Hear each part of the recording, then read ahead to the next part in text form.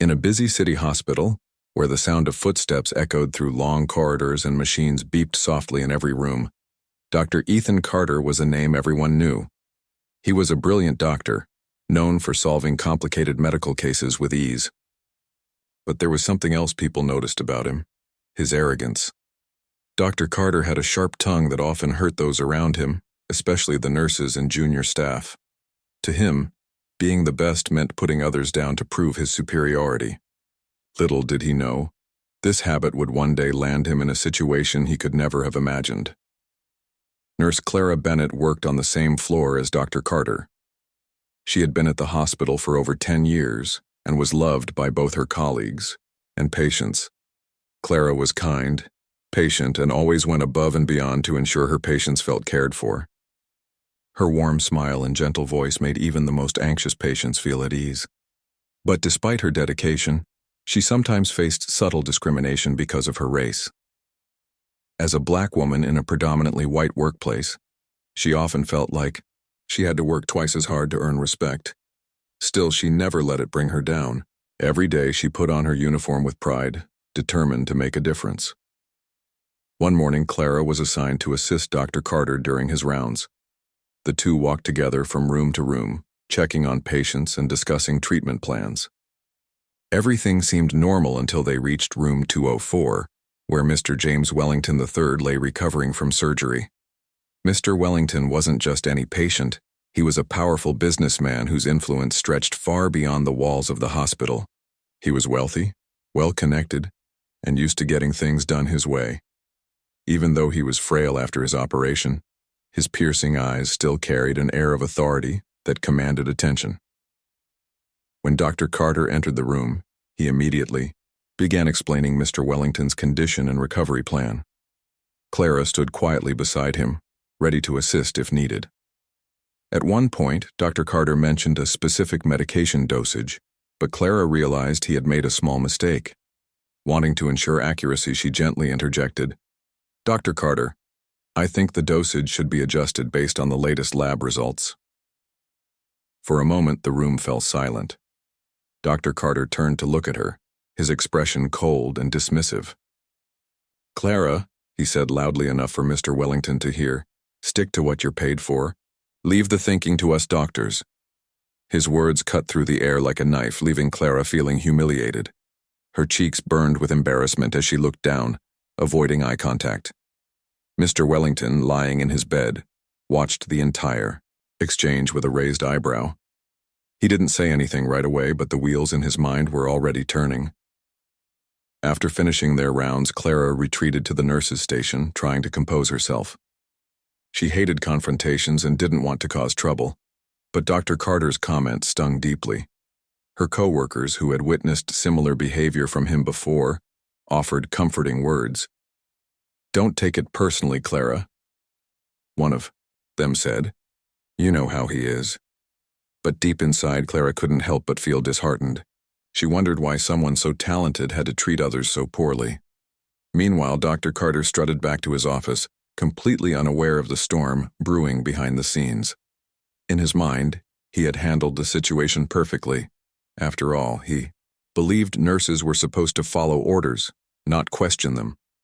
What he failed to realize was that his actions had left a lasting impression, not only on Clara, but also on Mr. Wellington. Later that afternoon, Mr. Wellington requested a private meeting with the hospital administrator, Ms. Linda Harper. When she arrived at his bedside, he wasted no time getting to the point.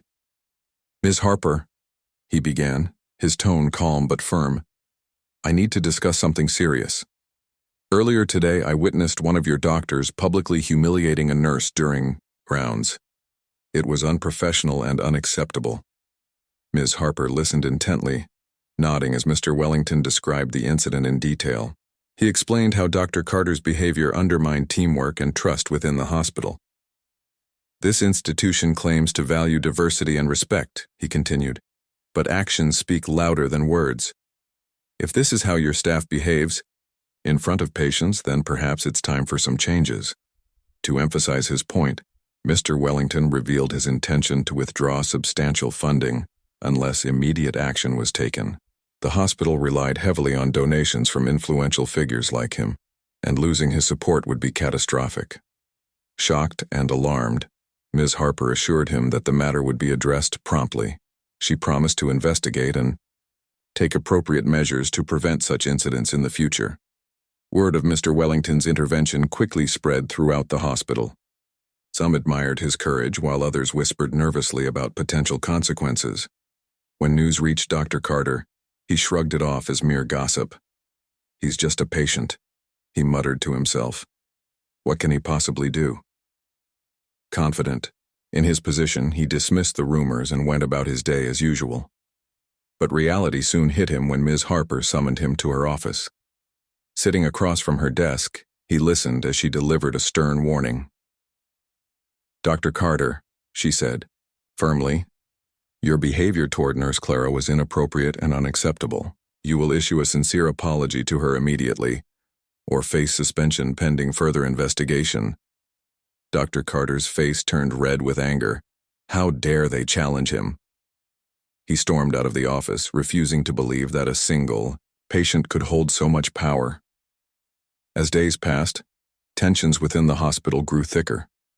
Clara tried to focus on her work, but the memory of Dr. Carter's words lingered in her mind. She worried about retaliation from other staff members, who might see her as causing trouble.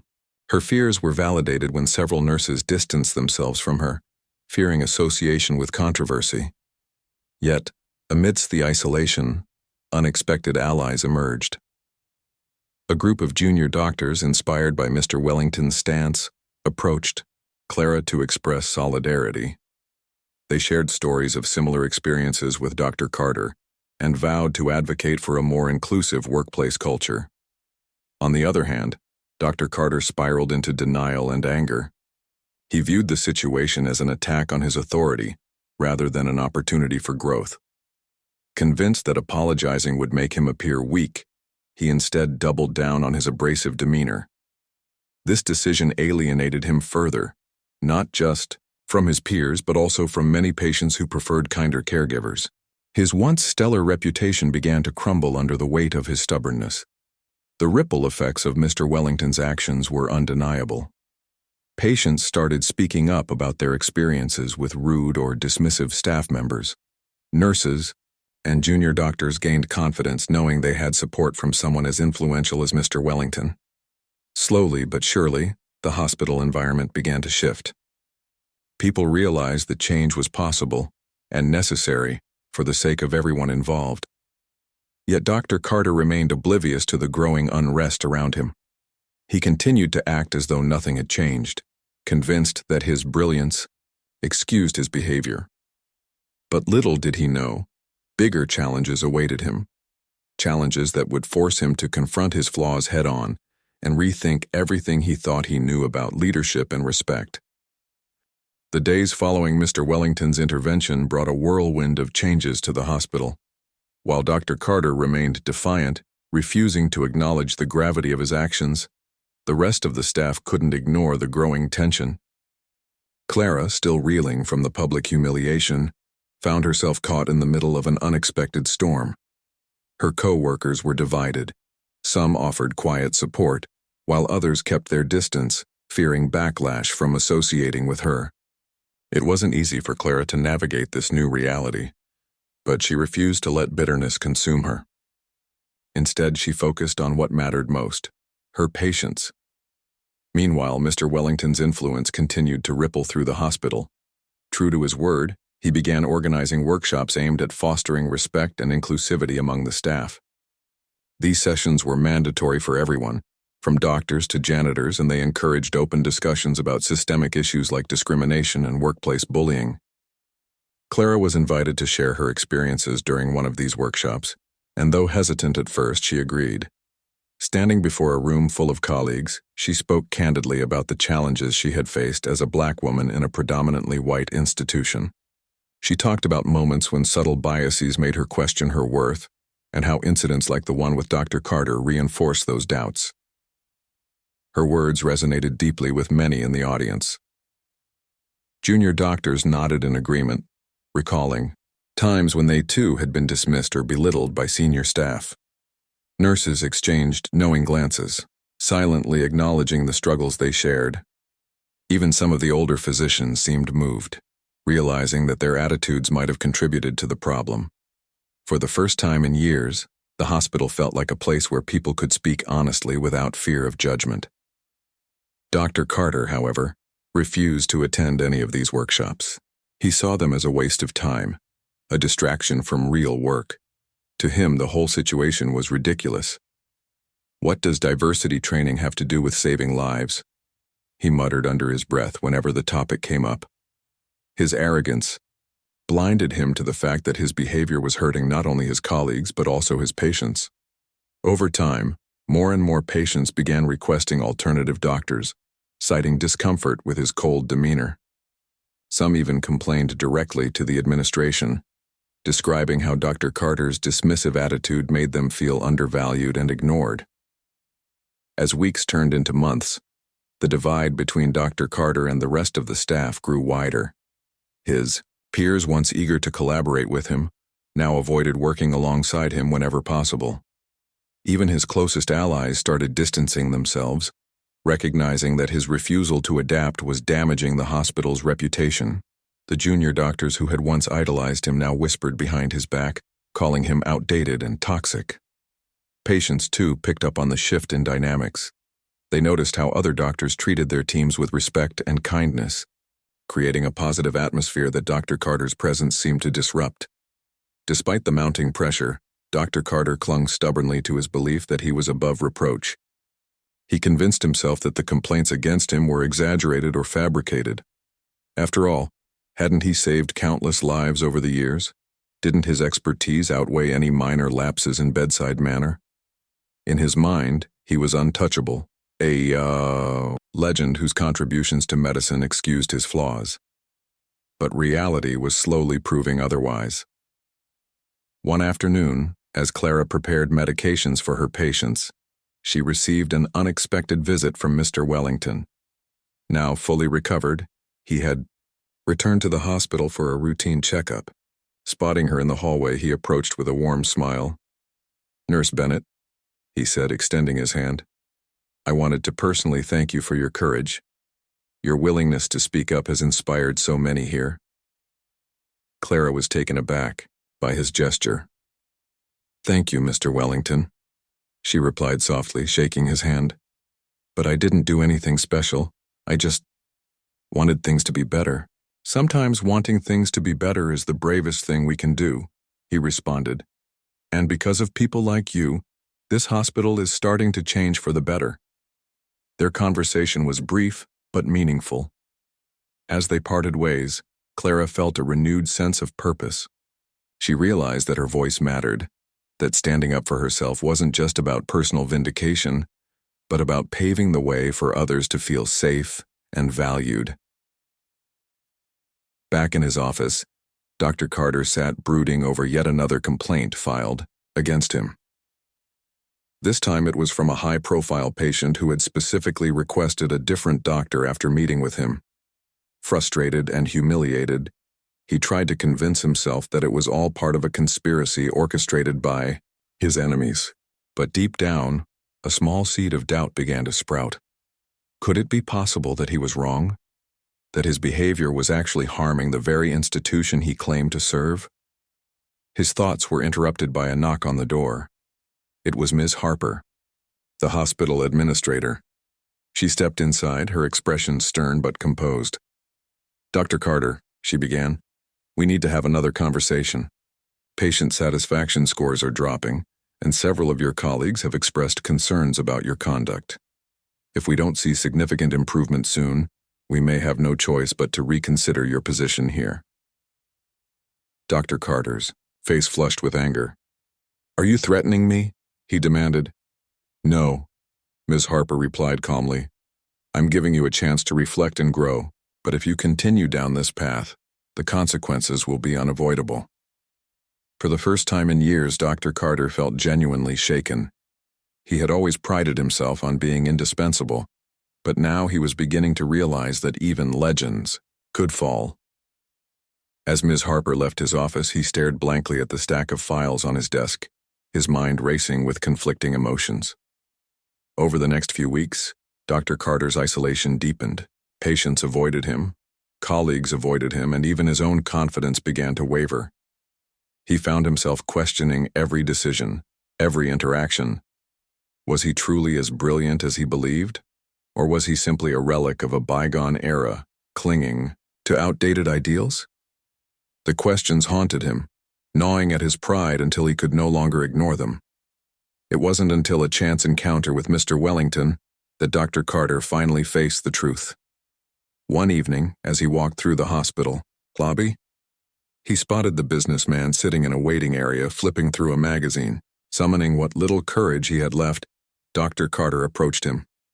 "Mr. Wellington," he said hesitantly, "may I have a word?" Mr. Wellington looked up, surprised but intrigued. "Of course, doctor. What's on your mind?" Dr. Carter hesitated, unsure where to begin. Finally, he blurted out, "I've heard about the changes you're pushing for around here, and I suppose I owe you an apology. My behavior hasn't exactly been exemplary." To his surprise, Mr. Wellington smiled, not smugly, but kindly. "Apologies are a good start," he said. "But true growth comes from understanding why those apologies are necessary. You see, Dr. Carter, leadership isn't about dominance or control. It's about lifting others up and creating an environment where everyone can thrive. Until you embrace that mindset, you'll always be fighting an uphill battle." The words struck a chord within Dr. Carter.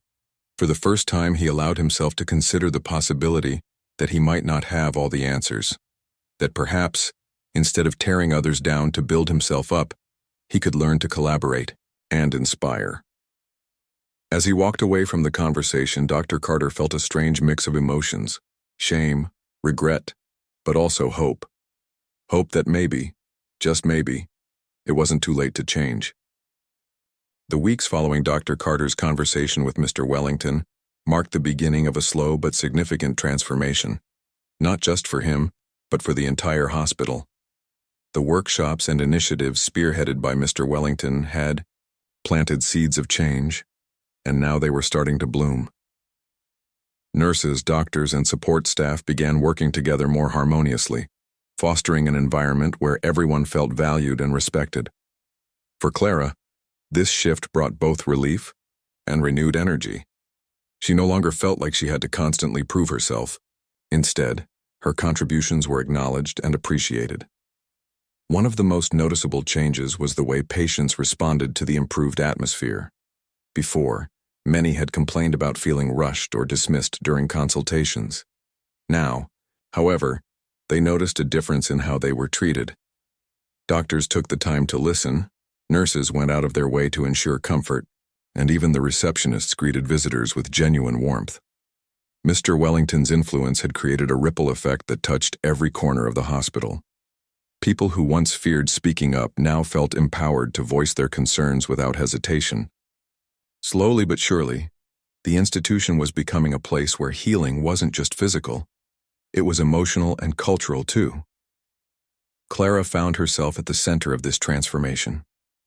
Her courage in sharing her story during the workshops inspired others to open up about their own struggles.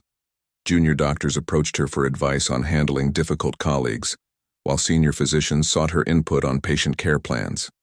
Even some of the older nurses who had initially distanced themselves from her after the incident with Dr. Carter began reaching out to rebuild bridges. Clara welcomed these gestures with grace, knowing that unity would make them stronger as a team.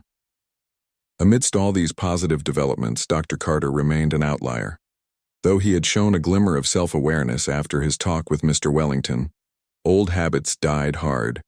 He still struggled to accept feedback and often reverted to his condescending tone when under pressure. However, there were small signs of progress. For instance, during one particularly busy morning, a junior doctor corrected him on a minor detail during rounds. Instead of snapping back, Dr. Carter paused, considered the comment, and said, "You're right. Thank you for pointing that out. It was a small moment, but it didn't go unnoticed." The junior doctor exchanged surprised glances with Clara, who gave a subtle nod of encouragement. Despite these tentative steps forward, Dr. Carter faced mounting challenges. His patient load continued to decline as more individuals requested alternative physicians. Some of his peers openly questioned whether he belonged in such a collaborative environment. One day, during a staff meeting, another senior doctor remarked, "We're building something special here, a culture of mutual respect. But it won't work if we have people unwilling to adapt." Though the comment wasn't directed at Dr. Carter specifically, everyone knew it referred to him. He clenched his jaw, fighting the urge to retaliate, and instead chose to remain silent. It was a rare display of restraint that left some wondering if perhaps he was capable of change after all. Meanwhile, Clara received unexpected recognition for her efforts. At the hospital's annual award ceremony, she was honored with the Compassionate Care Award, a distinction voted on by patients and staff alike. When her name was announced, the room erupted in applause, and Clara walked to the stage, with tears in her eyes. Accepting the award, she thanked her colleagues and expressed gratitude for the opportunity to serve. "This isn't just my victory," she said. "It belongs to everyone who believes in creating a better workplace. One where kindness and respect come first." Her words resonated deeply with the audience, including Dr. Carter, who watched from the back of the room. As he listened to Clara's speech, he couldn't help but feel a pang of regret. Here was someone who had endured public humiliation yet emerged stronger, using her experience to inspire others. In contrast, he had spent years tearing people down, only to find himself increasingly isolated.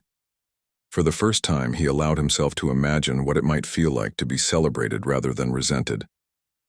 The next day, Dr. Carter made a decision that surprised everyone. He attended one of the diversity and inclusion workshops. Sitting quietly in the back of the room, he listened as participants shared their stories of bias and discrimination. One nurse recounted how she had been overlooked for promotions despite her qualifications. A young doctor spoke about being mocked for his accent by senior colleagues. Each story painted a picture of systemic issues that Dr. Carter had never fully acknowledged before. By the end of the session, he realized that his behavior wasn't just a personal flaw. It was part of a larger problem that needed to be addressed. After the workshop, Clara approached him cautiously. "I didn't expect to see you here," she admitted, her tone neutral but not unfriendly. "I thought it was time I learned something new," Dr. Carter replied, surprising even himself with his honesty. "Nurse Bennett, Clara, I want to apologize again. Not because I'm being forced to, but because I finally understand how much damage I've caused." Clara studied his face for a moment, searching for sincerity. What she saw was vulnerability, a quality she had never associated with him before. "Thank you," she said softly. "That means a lot." Their brief exchange marked the beginning of a fragile truce. Over the following weeks, Dr. Carter made a conscious effort to improve. He started seeking feedback from his colleagues, asking questions instead of assuming he always knew best. During rounds, he encouraged junior staff to share their insights, acknowledging their contributions publicly. While some remained skeptical of his intentions, others recognized his genuine desire to change and offered support.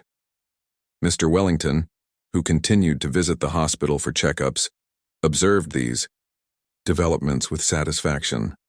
One afternoon, he pulled Clara aside and asked, "How's our dear doctor doing?"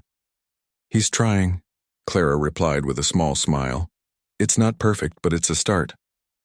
"That's all anyone can ask for," Mr. Wellington said. "Change takes time, especially when it involves breaking old habits.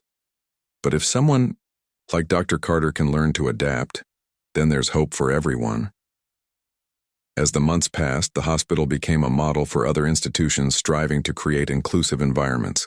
News of its success spread, attracting attention from healthcare organizations nationwide. Journalists wrote articles praising the leadership of figures like Mr. Wellington and Clara, highlighting their roles in driving meaningful change. Patients praised the hospital's compassionate care, and staff members reported higher job satisfaction than ever before. For Dr. Carter, the journey was far from over. He still had moments of frustration and doubt, times when he slipped back into old patterns. But each setback became an opportunity to reflect and grow. He began mentoring younger doctors, teaching them not only medical skills but also the importance of empathy and teamwork. In doing so, he discovered a sense of fulfillment he had never experienced before. By the end of the year, the hospital hosted a grand celebration to mark its transformation. Staff gathered in the main hall, laughing and sharing stories of how far they had come. Clara stood near the front, surrounded by friends and colleagues who had supported her throughout the journey. Dr. Carter lingered at the edges of the crowd, watching silently. When Mr. Wellington took the microphone to deliver a closing speech, he singled out two individuals for special recognition. Today, we celebrate not just the achievements of this hospital, but the courage of those who dared to challenge the status quo, he said, his voice steady and clear. To Nurse Clara Bennett, whose bravery sparked a movement, and to Dr. Ethan Carter, whose willingness to change reminds us that growth is always possible, thank you. You've shown us that true strength lies in lifting others up. The room erupted in applause, and for the first time in years, Dr. Carter allowed himself to smile, not with arrogance but with humility. As he looked around at the faces of his colleagues, he realized that he was no longer alone. Together they had built something extraordinary, a community rooted in respect, collaboration, and compassion. The transformation at the hospital continued to unfold, shaping not only the institution but also the lives of those within it. Dr. Carter's gradual shift from arrogance to humility became a topic of quiet discussion among the staff. While some remained cautious, others began to see glimpses of the man he could become, a more compassionate and collaborative version of himself. Clara, too, noticed these changes, though she remained guarded, knowing that true growth required time and consistency. Still, there was no denying that the hospital had entered a new chapter, one defined by unity and mutual respect. One of the most impactful initiatives introduced during this period was a mentorship program designed to bridge gaps between senior doctors and junior staff. The program paired experienced physicians with newer recruits, encouraging them to share knowledge and insights. To everyone's surprise, Dr. Carter volunteered to participate, not because he felt obligated, but because he genuinely wanted to contribute. His first mentee was a young doctor named Sarah, fresh out of medical school and eager to make her mark. At first, their interactions were awkward. Dr. Carter struggled to break free from his old habits of lecturing rather than listening. But Sarah's patience and persistence helped him adapt. She wasn't afraid to challenge him when necessary, gently reminding him to consider alternative perspectives. Their partnership quickly became a symbol of the hospital's evolving culture. During rounds, Dr. Carter made an effort to involve Sarah in decision-making processes, valuing her input, even when it differed from his own. He also encouraged her to take the lead on certain cases, offering guidance without overshadowing her efforts. For Sarah, working with Dr. Carter was both challenging and rewarding. She admired his dedication to improving himself and appreciated the opportunities he gave her to grow. "He's still learning," she told Clara one day after a particularly productive session, "but I think he's really trying." Clara nodded thoughtfully. That's all anyone can ask for, to keep trying. As the mentorship program gained traction, other departments followed suit, creating similar initiatives tailored to their needs. Nurses organized training sessions to enhance teamwork, while administrative staff implemented strategies to streamline communication. Even the janitorial crew joined in, hosting workshops on maintaining a clean and welcoming environment. The entire hospital buzzed with energy, as if every corner had been infused with a renewed sense of purpose. Mr. Wellington, who had initially sparked these changes, continued to play a pivotal role. Though his health was stable, he visited the hospital regularly, checking in on progress and offering advice whenever needed. His presence served as a constant reminder of why the transformation mattered, not just for the staff, but for the patients they served. One afternoon, while walking through the lobby, he overheard a conversation between two elderly patients discussing their experiences. "I've never felt so cared for in my life," one of them said, clutching a bouquet of flowers given to her by a nurse. "It's like their family." Mr. Wellington smiled to himself, feeling a deep sense of satisfaction. This was exactly what he had hoped to achieve, a place where people felt seen, heard, and valued. Despite the overall positivity, challenges still arose. Not everyone was ready to embrace change, and resistance occasionally flared up. A few senior doctors, envious of Dr. Carter's newfound acceptance, grumbled about favoritism. Others dismissed the workshops as unnecessary distractions, clinging to outdated practices. However, these voices grew quieter over time, drowned out by the overwhelming support for progress. Even the skeptics couldn't deny the tangible improvements: higher patient satisfaction scores, increased staff morale, and a stronger sense of community. For Clara, this period brought both joy and reflection. She cherished the camaraderie she now shared with her colleagues, many of whom had become close friends. Yet she also took time to process everything she had endured: the years of subtle biases, the public humiliation, and the emotional toll of fighting for recognition. Writing in her journal late at night, she often reflected on how far she had come. "Change is hard," she wrote one evening, "but it's worth it. Every step forward makes the next one easier." Her resilience inspired those around her, including Dr. Carter. Though their relationship remained professional, there were moments of genuine connection. Once, after a long day of mentoring, Dr. Carter approached Clara in the break room. "You know," he said hesitantly, "you were right about something. Leadership isn't about control, it's about empowering others." Clara looked up, surprised by his candor.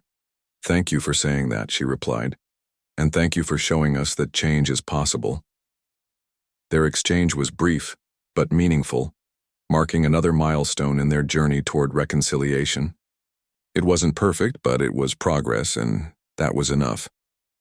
As months turned into a year, the hospital celebrated its achievements with a series of events designed to honor the collective effort. Staff members gathered for potluck dinners, sharing stories of triumphs and lessons learned. Patients joined in too, expressing gratitude through heartfelt letters and handmade cards. One letter, written by a teenage girl recovering from surgery, stood out. "Thank you for making me feel safe," she wrote. "You didn't just heal my body, you healed my heart." The sentiment resonated deeply with everyone, reinforcing the importance of compassion in healthcare. Mr. Wellington read the letter aloud during a town hall meeting, his voice thick with emotion. "This is why we do what we do," he said, addressing the crowd. "Not for awards or recognition, but for moments like this, for the chance to make someone's life a little brighter." His words struck a chord, bringing tears to many eyes. As the meeting concluded, Dr. Carter lingered near the podium, waiting for an opportunity to speak privately with Mr. Wellington. When the room emptied, he approached cautiously. "Mr. Wellington," he began, I wanted to thank you for everything. You didn't have to step in, but you did. And because of that, I've learned things about myself I never would have otherwise." Mr. Wellington studied him for a moment before responding. "Dr. Carter, you've done the hard work yourself. I merely pointed you in the right direction. Remember, real leadership is about leaving a legacy, not of power, but of kindness." The advice stayed with Dr. Carter long after their conversation ended. He carried it with him as he navigated the complexities of his role, striving to embody the values he once dismissed. Slowly but surely, he earned back the trust of his colleagues and patients, proving that redemption was within reach for those willing to seek it. By the end of the year, the hospital had transformed beyond recognition. What was once a rigid, hierarchical institution had evolved into a vibrant community united by shared goals and principles. Patients praised the care they received, staff members celebrated their achievements, and leaders like Clara and Mr. Wellington inspired others to dream bigger and aim higher. Yet, amidst all the success, one truth remained clear. The journey was ongoing.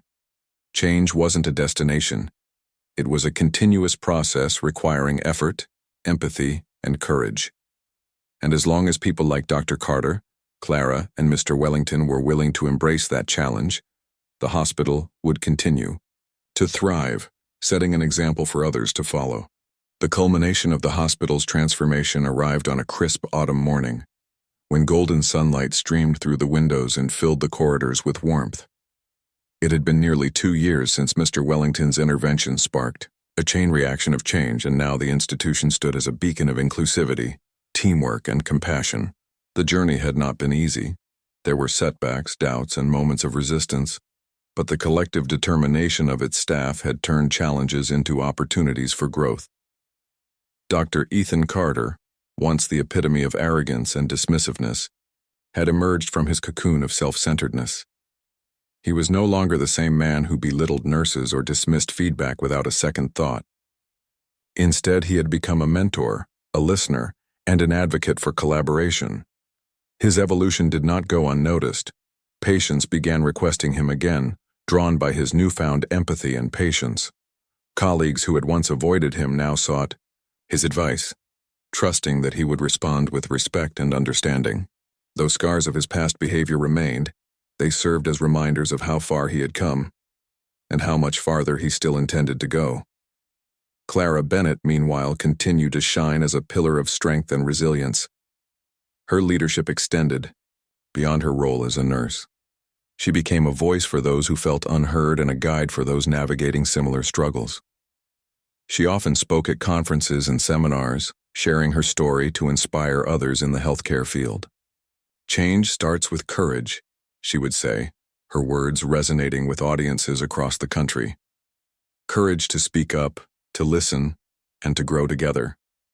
Her efforts earned her widespread recognition, but Clara remained humble, always, crediting her colleagues and mentors for their support. Mr. James Wellington III, the catalyst behind this cultural shift, watched these developments with quiet pride. Though his health remained stable, he knew his time visiting the hospital would eventually come to an end. Before stepping away, however, he wanted to leave one final gift, a legacy that would ensure the progress endured long after he was gone. To achieve this, he announced plans to establish a foundation dedicated to promoting diversity, equity, and inclusion in healthcare institutions nationwide.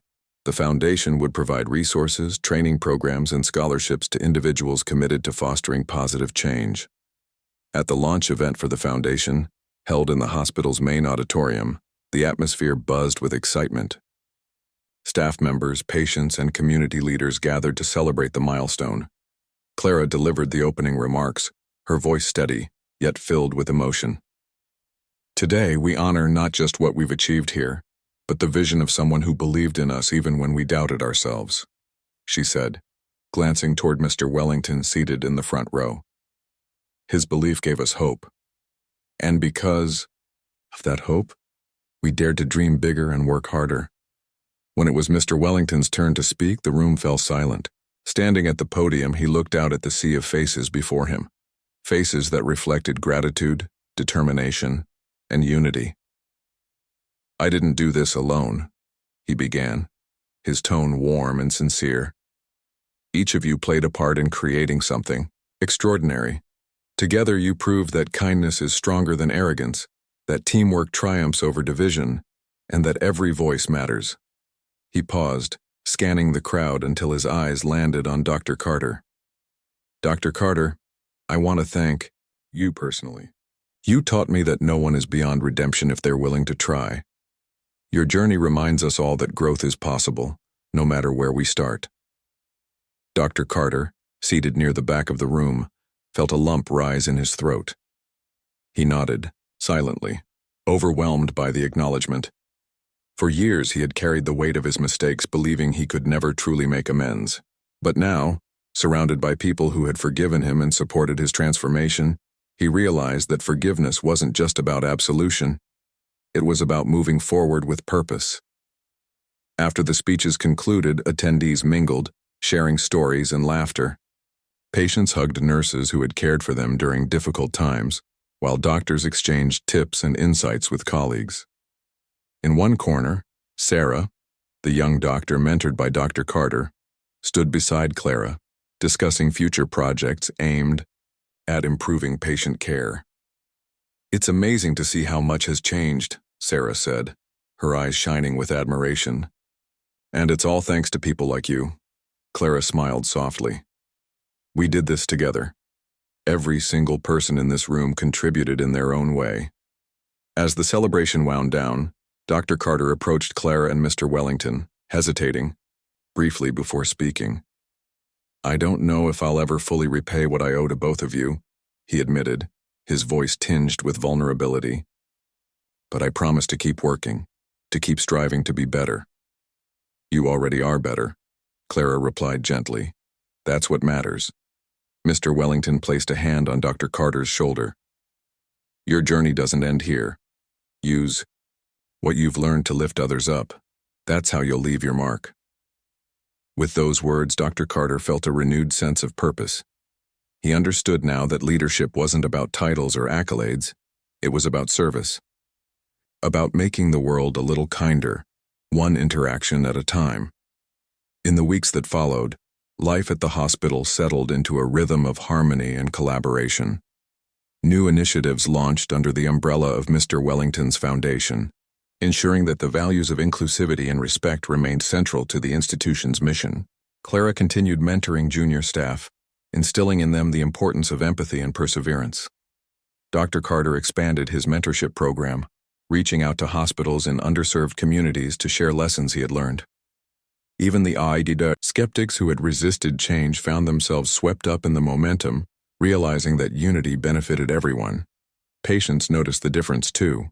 They described feeling less like numbers and more like human beings, valued not only for their conditions but for their stories. One elderly woman recovering from a stroke summed it up perfectly. "This isn't just a hospital anymore. It's a family." As winter approached, the hospital prepared for its annual gala, a tradition honoring achievements and milestones. This year's theme was Unity Through Compassion, a fitting tribute to everything they had accomplished. On the night of the event, the ballroom sparkled with lights and laughter. Speeches were given, awards were handed out, and tears were shed. When Clara accepted her award for outstanding leadership, she dedicated it to everyone who had supported her along the way. "This belongs to all of us," she said, raising her trophy high, "because none of us succeeds alone." Later that evening, Dr. Carter stood outside on the balcony, gazing at the city skyline. Beside him, Mr. Wellington joined him, leaning on his cane. "Beautiful view, isn't it?" Mr. Wellington remarked. Dr. Carter nodded. "Yes, but I think the real beauty is inside. The connections we've built, the lives we've touched." Mr. Wellington chuckled softly. "Well said, Doctor.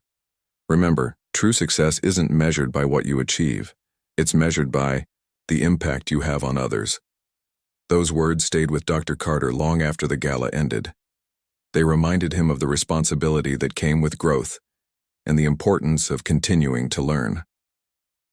As he walked through the hospital halls the next morning, greeting colleagues and checking on patients, he felt a deep sense of fulfillment.